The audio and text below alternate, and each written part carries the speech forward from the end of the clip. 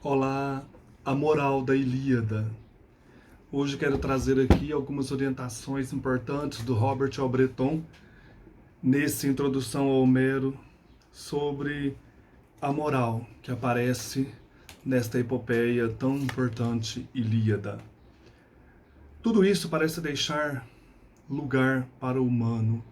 Toda essa questão dos deuses serem também sujeitos ao destino. A moral que lhe é consequente pode parecer muito elementar e até pessimista. Que moral então tirar de uma epopeia em que os homens e os deuses estão fadados ao destino? Ora, se o homem é assim dirigido pelos deuses, pelo destino, que responsabilidade lhe resta? Ele é o joguete das forças superiores. E essa nota pessimista é encontrada continuamente no Aquiles, quando ele percebe as consequências desmedidas de uma decisão humana que julgava sábia e inspirada pelos deuses. Quando Aquiles compreende repentinamente o sentido da predição divina que só lhe concedia a tomada de Troia em companhia de Patroclo, ou ainda em Heitor, quando verifica que o seu destino era esse. Tanto num como no outro há como que uma espécie de resignação fatalista diante de uma sorte da qual sabem que não podem escapar. Aqui nós temos, então, Patroclo,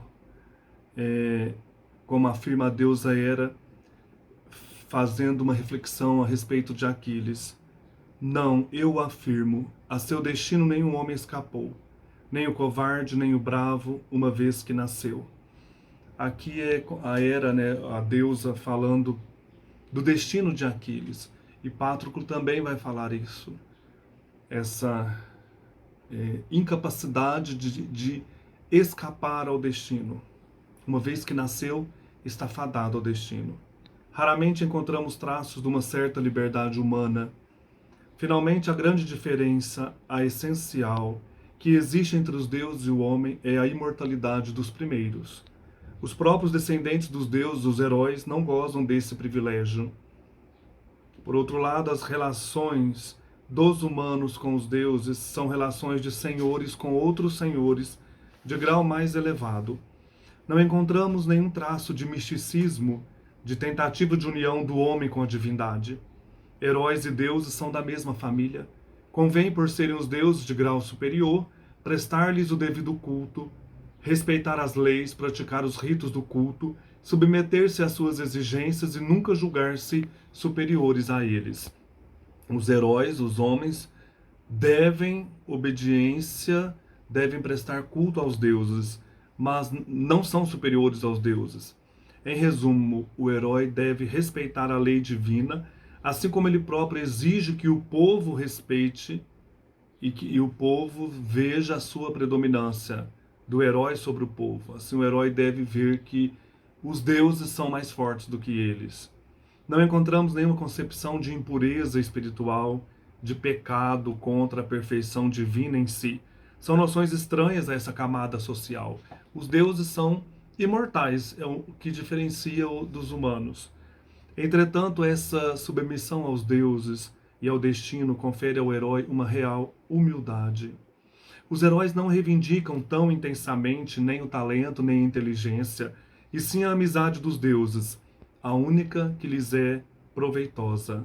Se a sorte lhes é adversa, não veem eles nenhuma vergonha em fugir, apesar das zombarias do inimigo, e é o que fazem Diomedes e Nestor quando percebem que a divindade protege os troianos. Amanhã a sorte poderá mudar.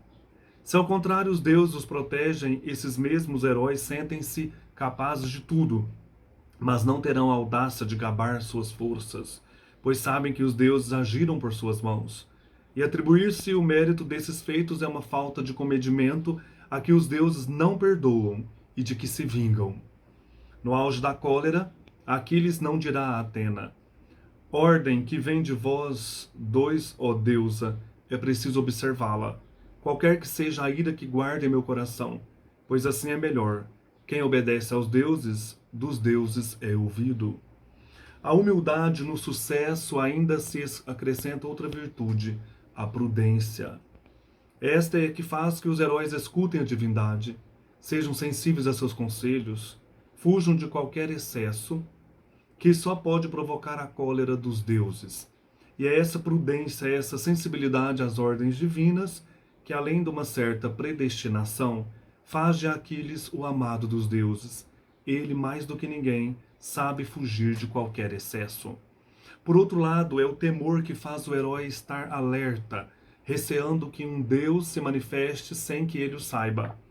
Pode encontrá-lo na batalha, e tal choque, evidentemente, lhe será fatal. Não é essa ignorância do deus que provoca a morte de Patroclo? Diomedes, em certo momento, absolutamente não suspeita de que é o próprio Apolo que ele está perseguindo. Entretanto, Deus se revela a tempo e de má vontade. Diomedes abandona a perseguição, ele que ousará, sob as ordens de Atena e com o auxílio dela, cometer Ares e Afrodite. Os deuses, várias vezes na Ilíada, se disfarçam de inimigos e entram no combate, e a pessoa então corre o risco de matá-lo, como Diomedes perseguindo aqui Apolo. Heitor será menos feliz quando enganado por Atena. Se num combate o herói achar diante de si uma personagem desconhecida, hesitará em lutar com ela? Pois quem sabe, não será um deus? E Glauco pede a seu adversário 1000 informações sobre sua personalidade. É ainda a prudência que faz ver, num momento importante, numa personagem, que aparece um enviado dos deuses, pois estes têm muitas maneiras de comunicar a sua vontade aos homens. Eis porque a prece também é coisa necessária. Ela invoca a piedade dos deuses para com os homens, muitas vezes cegos e que não sabem interpretar a vontade divina. Nada é possível sem a prece, pois só os deuses dão o poder. A piedade dos homens é, pois, essencialmente prática. Ela só tem um fim: afastar a cólera divina ou tornar favoráveis os deuses, esses deuses tão facilmente invejosos dos homens. Se toda efusão mística é desconhecida, essa concepção tem o mérito de conferir ao homem uma certa doçura que o afasta do orgulho descomedido. Eis a súplica de Diomedes, ferido por Pândaro. É inteiramente delicada, mas precisa, já que o herói não pode ir ao encontro do inimigo, que Atena sugira ao inimigo que se aproxime dele. A prece: ouve, ó infatigável filha de Zeus, o detentor da égide. Se algum dia, resoluta e amiga, me assististe, a mim e a meu pai, no combate mortífero, agora de novo, ama-me, ó Atena. Faze que eu mate esse homem, traze-o ao alcance de minha lança. A ele que me tocou primeiro e disto se ufana, dizendo que eu, por muito tempo, não verei a refulgente luz do sol. A Atena, então, lhe dará todo o poder durante um dia extraordinário. Ele agirá como se nenhum ferimento lhe tivesse enfraquecido o corpo. Leia-se ainda sua súplica antes da expedição noturna em companhia de Ulisses. Ela mostra-nos como o herói deve pedir aos deuses, lembrando-lhes a proteção passada, prometendo-lhes para o futuro ainda maiores dons. Ouve-me agora, por minha vez, filha de Zeus, ó infatigável. Acompanha-me como quando acompanhaste a Tebas, o meu pai. O divino te deu, quando, como mensageiro dos aqueus, para lá se dirigiu. Ele tinha deixado às margens do Asopo os aqueus de saiote de bronze, a fim de levar aos caldimeus uma proposta apaziguadora. Lá ia, mas na viagem de volta meditou terríveis façanhas. Contigo, ó divina deusa, e te apressaste em assisti-lo. Assim hoje, digna-te assistir-me e proteger-me. Eu te imolarei uma vitela de 1 ano e de testa larga, não domada, que nenhum homem pôs sob o jugo. Eu tá imolarei depois de ter enfeitado de ouro os seus chifres. Por conseguinte, os heróis, então, não entendem outros meios de relações com os deuses. É uma religião prática, que dá para receber. Trocas contínuas entre o homem e os deuses, prudência na ação, sensibilidade aos impulsos divinos, humildade no sucesso, fatalismo na adversidade. Tais são as consequências dessa considerável influência dos deuses nas ações humanas. Certamente, já foi possível dizer que a moral dos heróis de Homero era puramente prática, uma moral de aventureiros, pois seus poemas apresentam como coisas naturais raptos de mulheres e roubos de rebanhos. mas não se deve esquecer que se trata de obrigações que resultam das lendas utilizadas pelo poeta.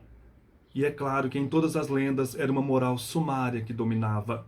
É todavia evidente que a Ilíada não conhece uma punição ou recompensa além do mundo terrestre. Ela ignora absolutamente, como todas as morais antigas, a noção do dever, de consciência, mérito ou falta. É a moral da sociedade aqueia, moral de honra bem adaptada a um meio aristocrático, moral feita de lealdade para com o chefe e companheiros de combate. Qualquer juramento constitui um elo de fidelidade entre amigos e inimigos. Respeita-se esse vínculo tão bem quanto o criado pela hospitalidade e até no combate. Certamente os heróis parecem cruéis no campo de luta, mas aí impediram as duas leis da guerra. Poupar não é provocar tristes dias no futuro? Quando Dolão pede que sua execução seja suspensa, Diomedes lhe responde: não vás meter em tua cabeça, ó Dolão, que possa escapar. Se hoje te libertássemos e te deixássemos ir, tu voltarias mais tarde às velozes naus dos aqueus, ou para espionar, ou para enfrentar-nos em combate. Mas isso não significa que os heróis homéricos não sabem manifestar a sua estima aos inimigos. Tanto Enéas como Heitor falam a Aquiles de toda a sua estima, antes de lutar com ele. Sei que tu és valente, que estou muito abaixo de ti, mas tudo isto repousa nos joelhos dos deuses. Se acaso, por mais fraco que eu seja, arrebatar-te a vida, ferindo-te com a minha lança, pois outrora meu dardo já foi terrível. Humildade sim, mas não destrói a coragem, pois a vitória com os deuses sempre é possível. É a mesma estima que notamos nas altivas palavras trocadas por Enéas e Merião, lutando ao redor do cadáver de Sarpedon. Humildade também, porque não são isentos de sentimentos profundamente humanos, assim como o medo. Os heróis de Homero se distinguem da multidão, não porque não têm receio, mas porque tremem menos. Eles conhecem o receio e suas manifestações físicas. Basta-lhes temperar os seus terrores animais, sem pensar em suprimi-los completamente. Pelas vítimas da guerra horrível, pelo sofrimento de um guerreiro moribundo, os heróis manifestam uma real piedade. Se eles próprios não expressam, o poeta sabe intervir e falar de sua comiseração. Isto é um enriquecimento do fundo tradicional da epopeia e também um indício da evolução da alma grega desde a época aqueia até a época homérica. É certo que os sentimentos desses guerreiros são rudes, mas encontramos também profunda delicadeza num Heitor ou num Menelau. A bondade deste último é evidente e sem o irmão estaria pronto a conceder a vida aos inimigos que lhe a pedissem. É o próprio Aquiles, antes da morte de Patroclo, também gostava de poupar os adversários. Enviava-os para longe a fim de serem vendidos. Coração de bravo deixa-se dobrar, como diz Íris a Posidon. E vemos Licaão escapar à servidão, como já tinha escapado à morte, para regressar a Troia. Na vida privada, Andrômaca assinala uma ternura delicada e estranha. Briseida, chorando sobre o cadáver de Patroclo, revela-nos a bondade do herói, que mostrara sua doçura a essa cativa que conhecera uma desgraça após outra. Dessa mulher que a espada de Aquiles havia tornado viúva, arrebatando-lhe ao mesmo tempo os 3 irmãos, dessa escrava ele havia jurado fazer a esposa legítima de Aquiles. Eis algumas feições que atenuam um pouco certos aspectos penosos da rude moral dos heróis da Ilíada. De um poema que só narra fatos guerreiros, não se pode inferir uma moral válida para uma época inteira. A moral da guerra é desgraçadamente brutal em todas as épocas, mas basta perceber alguns traços da vida corrente para diminuir, esfumar um pouco que aí possa haver de muito sangrento e cruel na conduta dos heróis. Algumas palavras de Aquiles mergulhado em luto, sua conduta para com Antíloco, o fogoso e astuto adolescente que o faz sorrir e lhe agrada, a doçura de Patroclo, a alma paternal que o velho Fênix demonstra, tudo isso nos revela um mundo mais policiado, menos áspero. Não deixa de ser verdade que, se considerarmos o conjunto do poema, é uma moral ativa, toda feita de energia que a Ilíada nos apresenta. Ainda que a vida seja muitas vezes triste e a piedade, a virtude para com os deuses seja tão mal recompensada, esta vida vale a pena ser vivida, pois vale mais que a morte. Este é o grande terror dos heróis homéricos. As fórmulas habituais para designá-la mostram seu caráter irremediável. A morte e o destino o possuem, e ao mesmo tempo, sua profunda tristeza, a morte, o negro traspasse, te esperam. O poeta apiada-se dos heróis que vão morrer. Ao tentar arrebatar dos troianos o corpo de Patroclo, palavras de Homero, pobres loucos, há mais de um, sobre este corpo Ajax arrebatará a vida. Numerosos heróis pedem que a vida seja salva. É Tros, filho de Alastor, que vem cair diante de seus joelhos, pois espera que, fazendo-o prisioneiro, ele o poupe e lhe deixe a vida, em lugar de matá-lo, compadecendo-se de um homem da mesma idade. Pobre tolo, não sabia que não seria ouvido. Tros toca-lhe os joelhos com as mãos, no seu desejo de suplicar-lhe. Leiamos de novo os preliminares da morte de Licaão. Ele aproxima-se assombrado, quer tocar-lhe os joelhos, e seu coração, acima de tudo, deseja escapar à morte cruel e ao negro transpasse. Para atingir este fim, chega a esquecer a solidariedade a Heitor, o seu irmão. Não me mates, não saí do mesmo seio que Heitor, que matou teu amável e forte companheiro. Da mesma maneira, quando se trata de uma alma vigorosa, a morte não aparece como o coroamento de uma bela carreira, a partida para o Valhalla, lá dos deuses nórdicos, onde se encontraria a felicidade e a glória dos trabalhos guerreiros. Eis como se narra a morte de Patroclo. Assim falava quando a morte, que tudo acaba, o envolveu. A alma levanta seu vôo longe dos membros, vai para o Hades, chorando sobre a sua sorte, deixando força e juventude. Então, morrer na Ilíada é entrar para o Hades, para o nada, né? Para o negrume eterno. E o próprio Heitor não escapa à lei geral. Sabendo que não pode mais fugir da morte e que Aquiles não o poupará, resigna-se.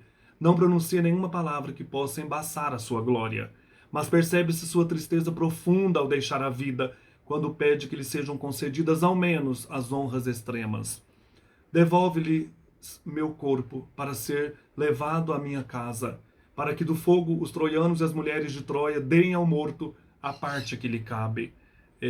Heitor pedindo, né, que o seu corpo seja devolvido aos seus familiares e eles possam cremá-lo num rito aí de honrar, né, a sua memória. E Aquiles tem muitas passagens alude à morte que o espera para breve e ao pai que, como Príamo, se verá privado do filho. Eu próprio, dirá a Licaão, eu próprio não vês como sou belo, grande? Descendo de um nobre pai e uma deusa foi minha mãe. E apesar de tudo sobre mim pairam a morte e a moira imperiosa. Virá ou amanhã, ou tarde, ou meio-dia, em que alguém no combate me arrebatará a mim também a vida. Esse caráter, né, inexorável. A morte virá, a moira, o destino, né? Quando seu amigo Patroclo já estava morto, Aquiles, chorando, lamentava-se também a propósito de sua própria morte. O destino quer que nós dois tinjamos de vermelho este solo de Troia.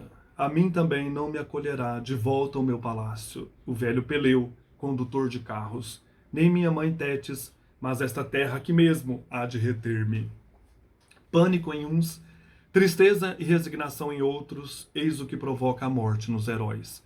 Até os deuses, sabendo que a morte reserva aos homens, queixam-se quando um ser querido vai ser atingido. Diante do destino que vai ferir seu filho Sarpedon, Zeus tem piedade. Ai de mim, o meu Sarpedon, o mais querido dos mortais. Seu destino é cair sob os golpes de Patroclo, filho de Menécio. Meu coração está dividido, um duplo problema me atormenta. E ele imagina subtrair ao herói a sua sorte. Mas Hera lembra-lhe a condição humana. Um simples mortal, já há muito tempo prometido a seu destino, quereria subtraí-lo à morte? Terrível, né? Essa sentença fatal que paira sobre nós, os homens. Um simples mortal, já há muito tempo prometido ao seu destino, quereria subtraí-lo à morte?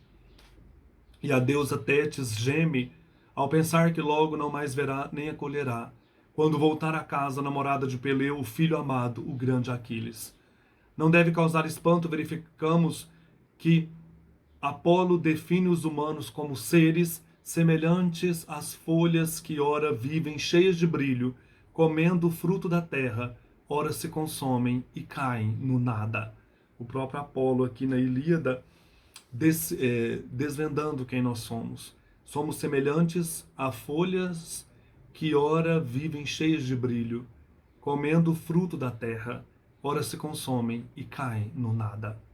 O nada não seria preferível à sorte que está reservada aos humanos no sombrio Hades? A Ilíada, na evocação de Patroclo, dá uma ideia daquilo que está reservado aos mortos. Patroclo, que já provou a morte, diz: o odioso transpasse já me engoliu. Aquiles quer abraçá-lo e experimenta o que a morte reserva aos homens, e isso explica sua tristeza pela sorte que em pouco será a sua. Assim falou e estendeu as mãos, sem nada apanhar, sua alma sob a terra, como um vapor, foi-se num pequeno grito. Quando Patroclo aparece morto, para Aquiles, Aquiles tenta segurá-lo e ele vai embora. Compreende-se depois disso, ele expressa o seu espanto.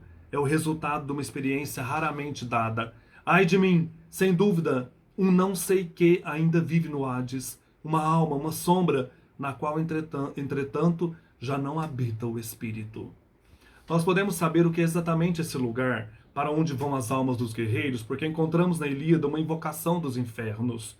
Sobrevém, por acaso, no grande combate final que termina com a intervenção dos deuses. Não é o próprio Deus dos infernos que faz a descrição de seu antro quando Poseidon, na batalha suprema, sacode terrível a terra? Lá diz: teve medo também sob a terra o Senhor dos mortos, Edoneu. Pula do trono e grita em seu receio de que, através do ar, faça estourar a terra Poseidon, o sacudidor do solo, e aos mortais e aos imortais apareça a morada medonha de podridão que aos deuses repugna. Então esse Edoneu é o senhor dos infernos, da morada dos mortos, o Hades. Então ele tem medo de que o Poseidon faça estremecer tudo e apareça para a humanidade aqui a morada dos mortos. Seres privados dos sentidos, eis o que resta dos heróis. E assim são as almas que nos aparecem na evocação dos mortos no canto 11 da Odisseia. Os mortos são cabeças sem força, seres sem nervos, sombras. Lá na evocação dos mortos, na Odisseia, canto 11, aparece o reino dos mortos. De Agamenon não restam nem força, nem a musculatura que outrora possuía em suas pernas ágeis. Não são mais que invisíveis fantasmas dos humanos exauridos, de acordo com as palavras do próprio Aquiles. A comparação que lemos no último canto do poema, na segunda Necuia, lembra-nos a descrição da Ilíada. Apertadas como numa penca de morcegos, as almas vão, dando pequenos gritos, conduzidas pelo Deus através das veredas cobertas de podridão. Está lá na Odisseia, no canto 14. O grito das almas. Interessante, né? Assim os infernos são um lugar de tristeza, lugar sem doçura.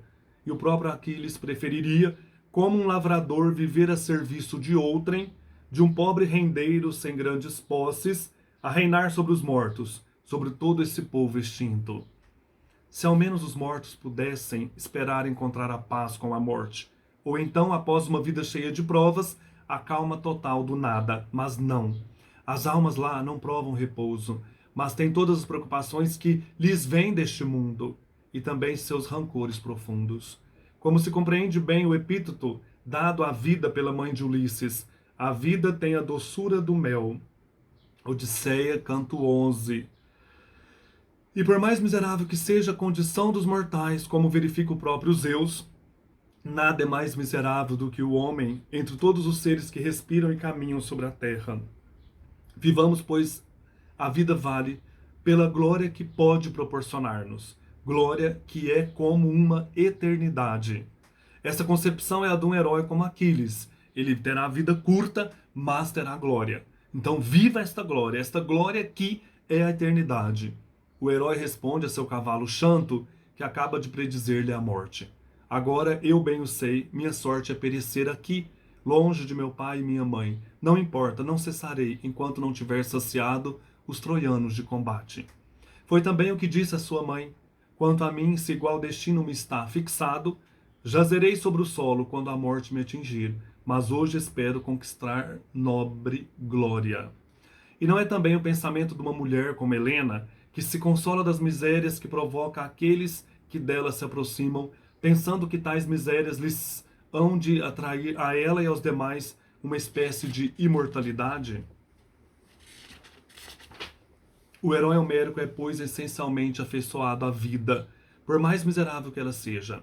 Sua religião não lhe dá nenhuma esperança no além-túmulo.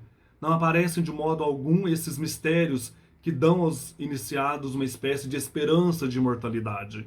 Assim compreendemos os gemidos dos heróis na hora de morrer, as súplicas ao vencedor.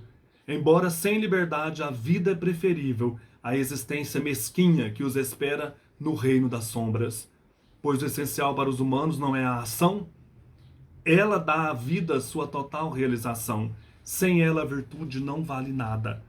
Heitor torna-se então ainda mais admirável, pois não se rebaixa às súplicas, e o que pede são apenas as honras fúnebres, que pelo menos lhe darão a paz. E Aquiles alteia-se, acima de todos, pois ousa aceitar e enfrentar a morte. Aqui então nós estamos muito longe dessa crença em uma imortalidade que traz a felicidade para o homem.